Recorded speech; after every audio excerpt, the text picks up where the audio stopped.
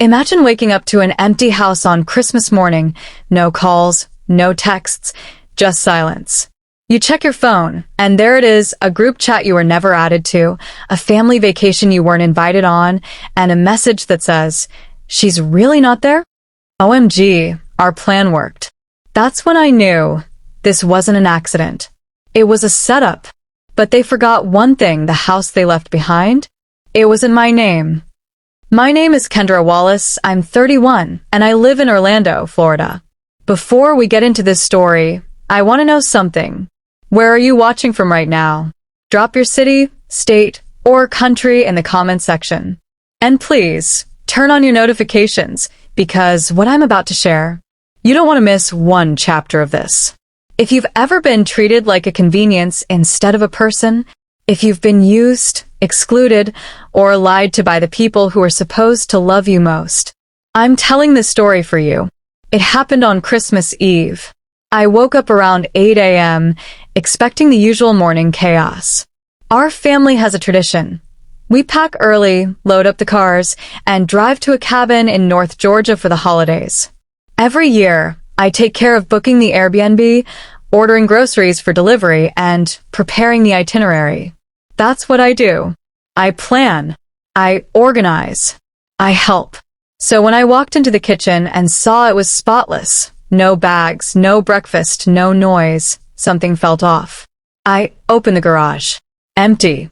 No cars. Not one. At first, I thought I'd missed a change in plans. So I texted my mom. No response. Then my sister. My cousin. My aunt. No replies. Until 9:17 a.m., when my phone buzzed with a message not meant for me. A forwarded image from my cousin's boyfriend, who accidentally included me in a reply. The message? Wait, she's really not there? OMG. Our plan actually worked. Below, it was a screenshot of the group chat titled, "Family trip, no Kendra." My chest went cold.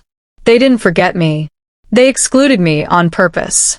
I scrolled through the forwarded chat messages, and every line cut deeper than the last. She'll be so dramatic if she finds out. Let's just keep it quiet. She's always acting like she's doing us favors when she plans things. Honestly, the trip will be more fun without her mood. My hands shook as I read their words. I had paid the Airbnb deposit. I arranged the travel groups. I even bought gifts for everyone to exchange on Christmas Day. And this was my reward. But they made one mistake. The house they left behind was mine. When our parents passed years ago, I used part of the insurance money to buy our childhood home and agreed to let my aunt and cousin live with me temporarily. That was 4 years ago. They never paid rent. They never said thank you. They just lived. Because I didn't kick them out, they assumed it was their house too. Until that day. I didn't call. I didn't cry. I got in my car, drove to Home Depot, and bought a lock change kit. That evening, I changed every lock in the house. Front door. Back door. Garage keypad. Then I called the alarm company and reset the access codes. By midnight, I had boxed up every item that didn't belong to me and put it neatly in the garage. Taped. Labeled. Waiting. If they wanted to leave me behind, they could stay gone. The next morning, Christmas Day, I posted a simple message to Facebook. When someone shows you who they are, believe them. Merry Christmas from the one you left behind, but not broken. I attached a picture of the living room, warm with lights, my dog asleep at my feet, and the locks shining like new silver halos. No response that day. But the next morning, the calls started. First my aunt, then my cousin, then my sister. Voicemails ranged from, "Kendra, what the hell did you do? You're taking this way too far. We thought you didn't want to come." And my personal favorite. This was supposed to be a break from your energy, not a punishment. My energy? You mean the same energy that kept the lights on, the bills paid, and the fridge full? They returned the following day to find no house access. Their belongings in labeled boxes. A typed letter taped to the door. I no longer live in the shadow of your silence. You made your plans. Now I've made mine. Happy New Year. Was it petty? No. It was protection. I had been quiet for too long. Convenient for too long. And now, I was finally free. You can't just lock us out, Kendra. I have rights. I've been living there for years. That's what my Aunt Monica texted me 4 hours after getting back from their little, exclusive Christmas vacation. No apology. No confusion. Just entitlement wrapped in legal jargon she probably Googled mid-drive. She wasn't worried about the pain she caused. She was worried about losing access to the home I let her live in for free for 4 years. And in her mind, this was still her house. But she didn't know what I knew. She didn't know what I'd found. It started 2 days before they came home.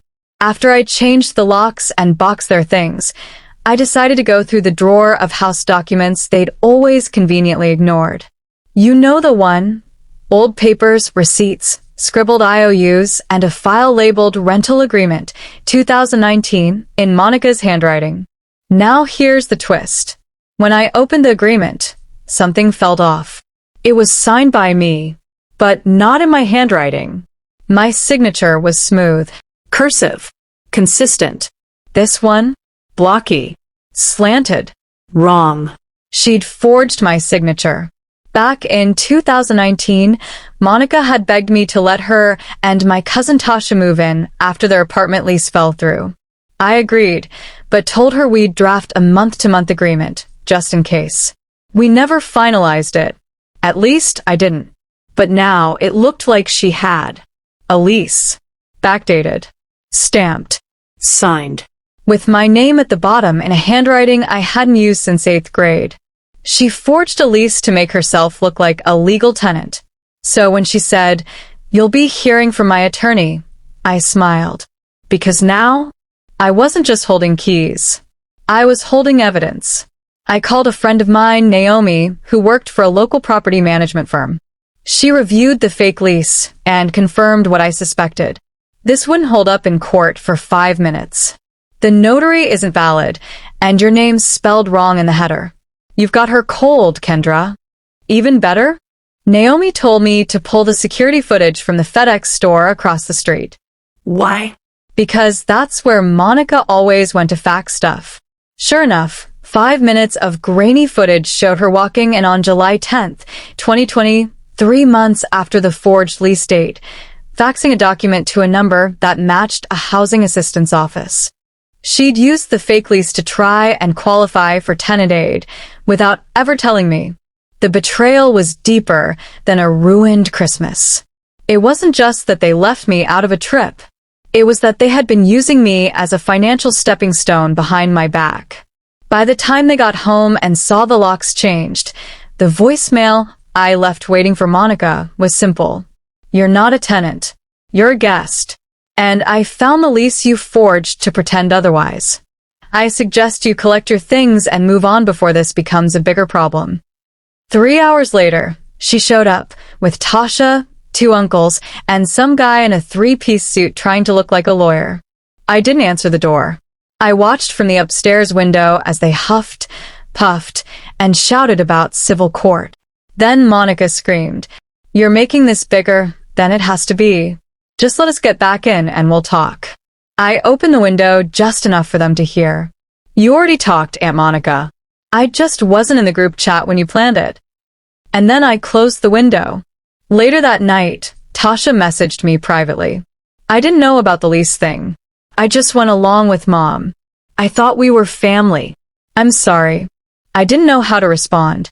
She had laughed. She had left me behind. But she also hadn't forged my name or lied to government programs in my name. So I said, "You can come get your things.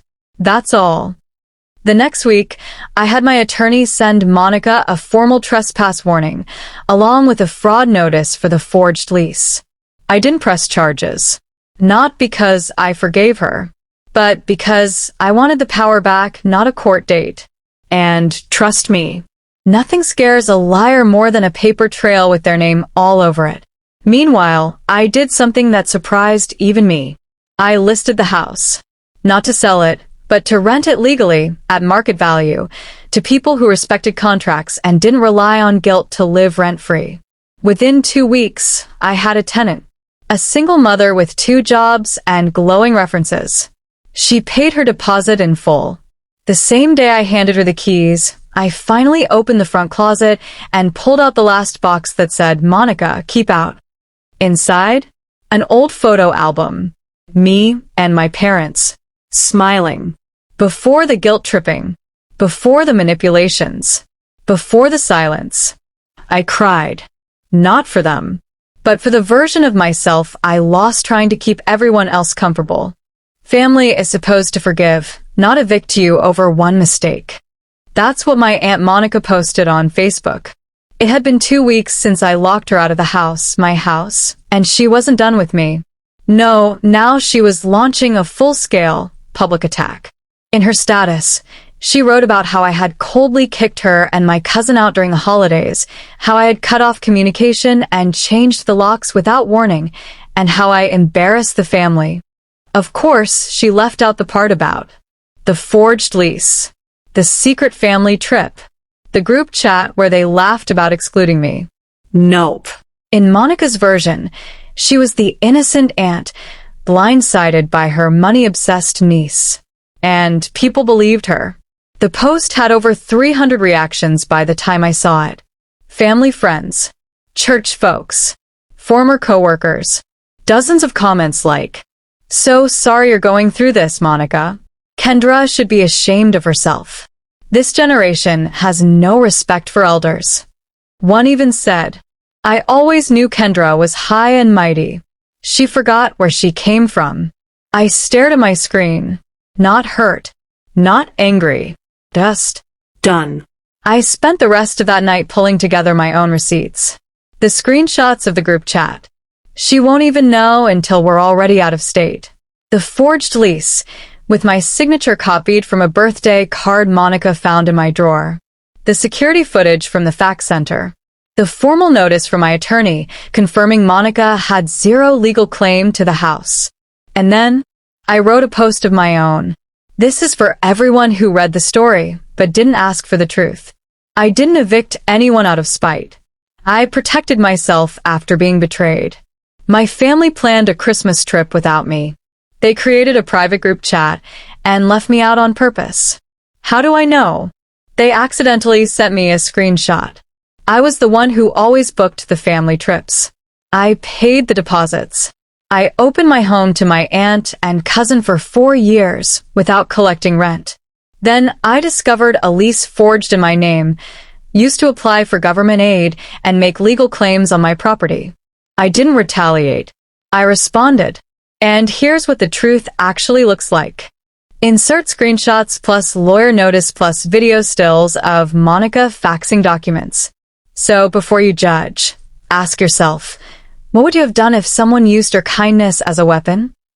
Hashtag boundaries are not cruel. Hashtag facts over feelings. Hashtag family should also be respectful. I didn't expect much. I just wanted peace. But the internet had other plans. Within 24 hours, my post had over 1,200 shares. People flooded the comments. I would have done worse, girl. You handled it with class. That lease. She really tried it. Thank you for showing that family doesn't get a pass to treat you like trash. Not her calling you cold after forging your signature. And then quietly people started unfriending Monica. The tides turned. By the end of the week, Monica deleted her post. Not because she changed, but because she lost control of the narrative. She texted me, "You didn't have to humiliate me. You made me look like a criminal." I replied, "I didn't make you look like anything. I just stopped covering your lies." A few days later, Tasha, my cousin, reached out again. She asked to meet in person. Reluctantly, I agreed. We sat across from each other at a cafe, quiet, a little awkward. She looked thinner, tired, different.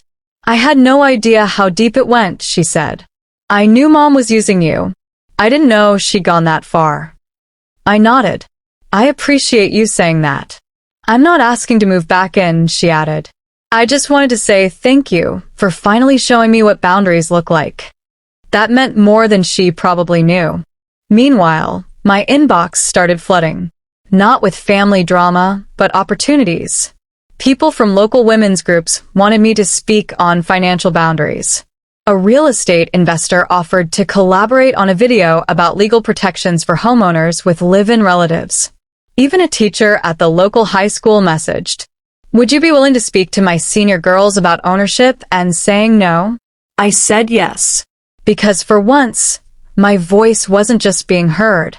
It was being respected. Monica, on the other hand, she quietly moved into her sister's house. People stopped asking about her at church. Her voice got quieter, too, because when the truth hits loud, the lies scatter like roaches. The envelope looked official. Thick. White. No branding. Just my full legal name, printed clean across the front. Kendra Wallace. Return address. Department of the Treasury. Internal Revenue Service. At first, I thought it might be a tax document, maybe something to do with the house or my business license. But when I opened it, my blood ran cold.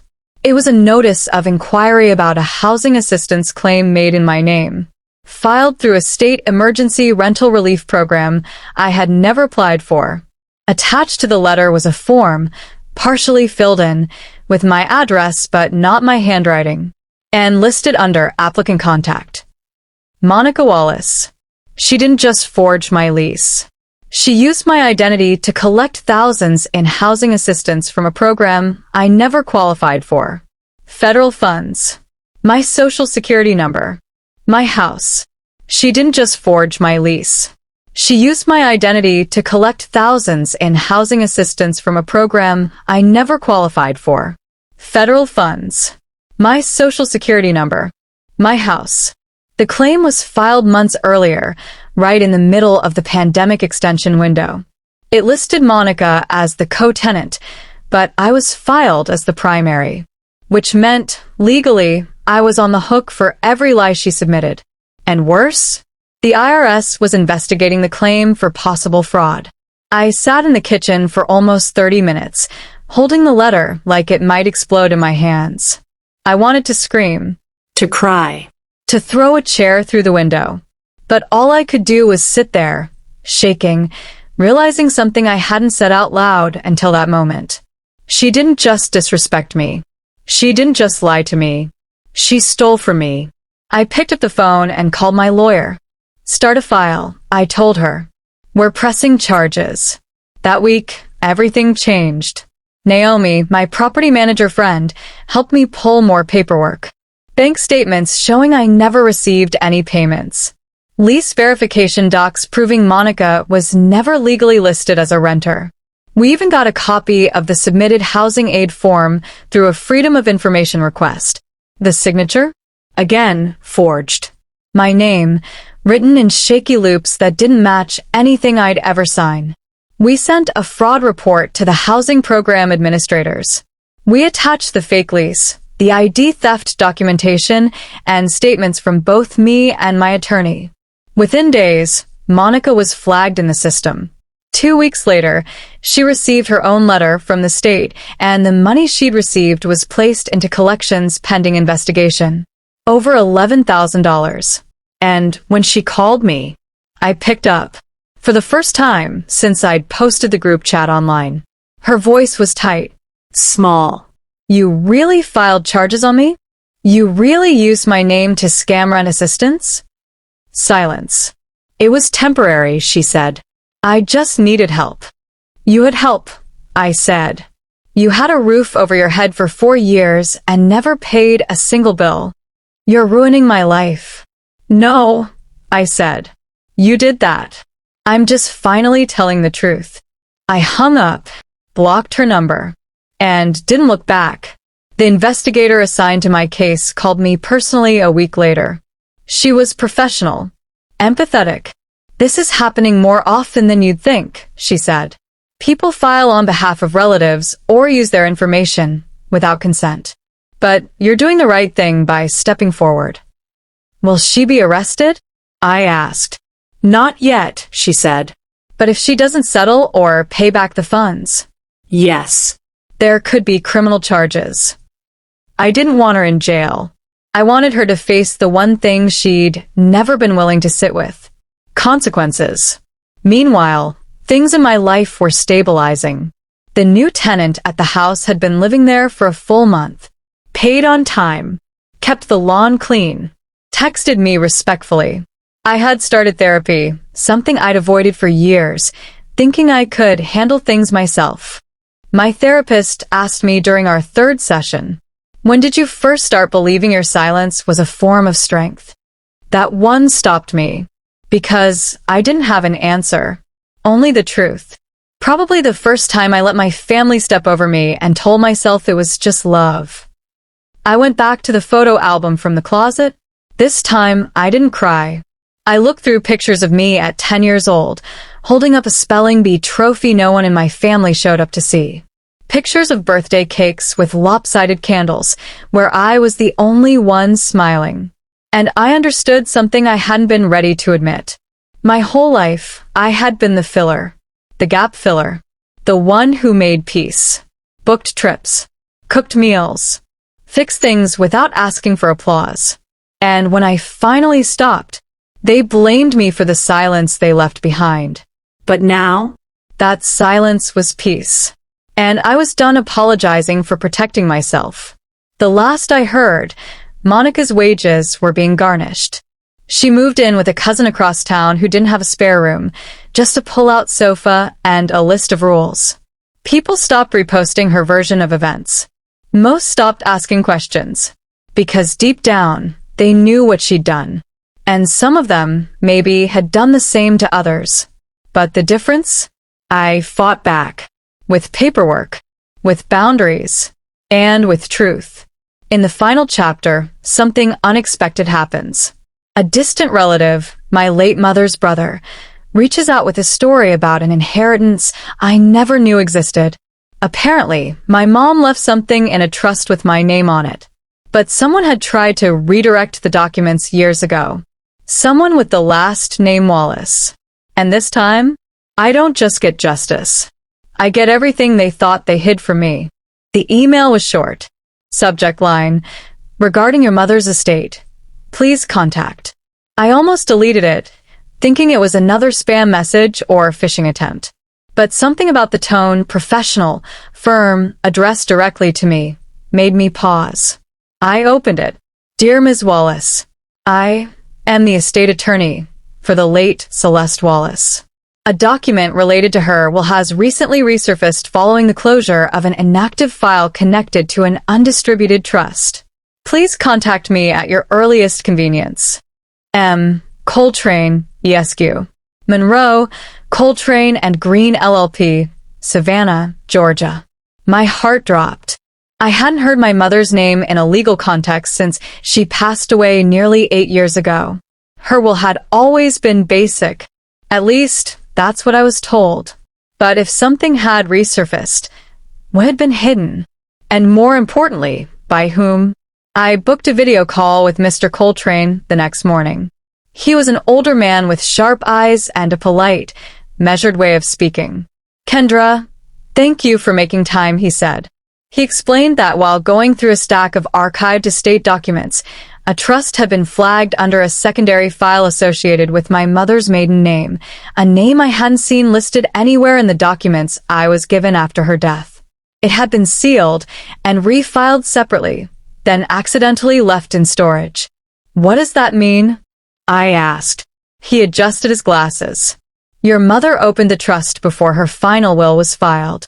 It included an account, specifically intended for you, with instructions to transfer upon your 25th birthday." I froze. I was 31 now. Why didn't I receive it? He looked at me gently. "That's where this gets complicated. The transfer forms were never signed by the trustee. The records show your aunt, Monica Wallace, requested to be reassigned as trustee for logistical reasons. She submitted a letter claiming you had declined the inheritance." My jaw locked. He continued, The handwriting on the refusal letter didn't match your legal signature. In fact, after recent fraud alerts were flagged under your name, the trust department escalated the discrepancy. It clicked. The fake lease. The forged rental assistance application. Monica had been manipulating documents for years. And now I knew she didn't start with a lease. She started with my mother's trust. Mr. Coltrane gave me the full list of what was in the account. A $45,000 savings account. Accumulated interest over 8 years. $9,800. A small parcel of land just outside of Savannah. A handwritten letter from my mother, stored in a safety deposit box. He paused. It's all yours, Kendra. And now, it's protected. I blinked fast to keep the tears from spilling. I don't understand, I said.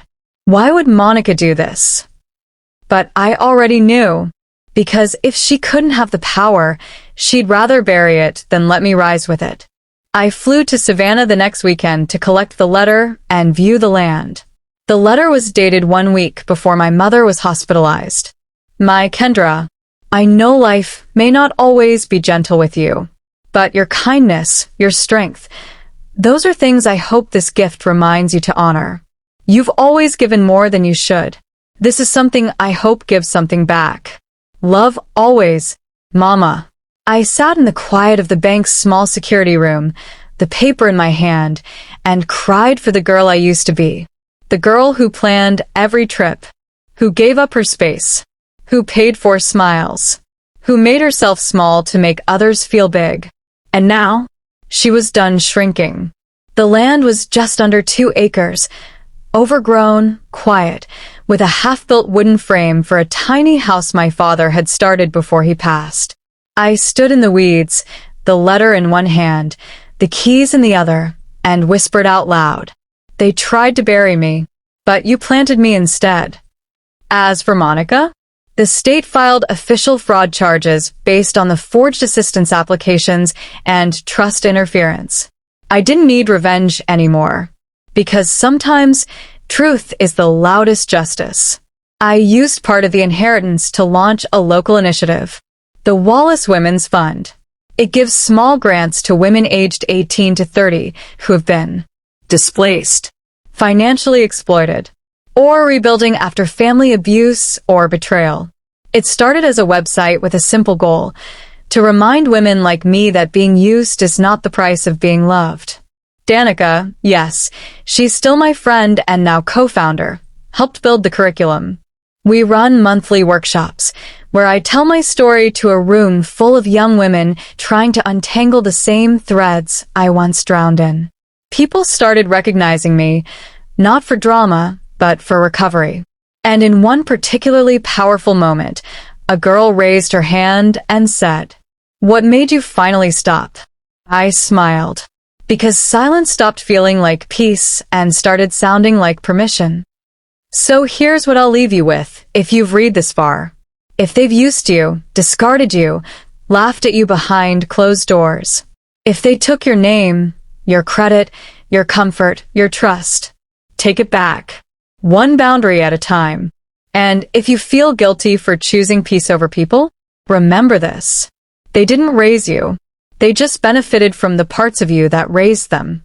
I thought I was losing family.